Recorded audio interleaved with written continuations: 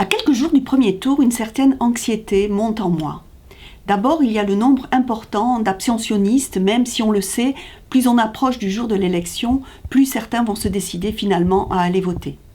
Le nombre des indécis est aussi assez important, on peut les comprendre. La vraie campagne a été courte, celle où on nous a parlé des programmes, tant la première partie a été entamée d'abord par les primaires, puis par les affaires. Ensuite, le clivage si rassurant droite-gauche a été bien entamé. Le Parti socialiste n'étant plus aujourd'hui que la pâle ombre de ce qu'il fut, en dépit de l'intelligence de son candidat Benoît Hamon. La droite de François Fillon fait craindre à beaucoup un retour à une forme de conservatisme passéiste et à un pays surtout plus clivé que jamais. D'un autre côté, ceux qui ont peur du jeunisme de Emmanuel Macron se demandent avec qui il va gouverner et sur qui il va s'appuyer lors des législatives. C'est comme si d'un côté on prend les mêmes et on recommence, et puis de l'autre on commence quelque chose sans savoir avec qui on va le faire. En fait, il s'agit peut-être d'un choix entre prendre un risque, aussi modéré soit-il, ou s'attacher à ce que l'on connaît déjà. C'est peut-être garder le monde qu'on connaît bien, ou plutôt accepter celui qui va venir. Et puis aussi, il y a évidemment les deux candidats populistes.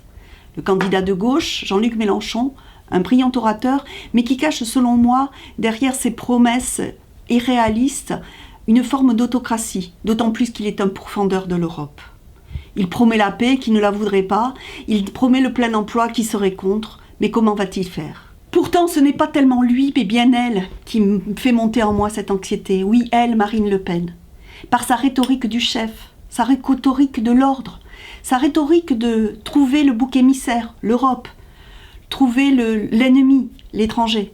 Cette volonté de monter les gens les uns contre les autres. Cette haine sous-jacente.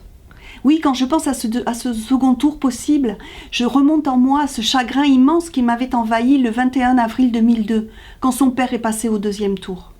À la fois j'avais honte et j'avais du chagrin pour notre pays, et je ne souhaite pas revivre cela.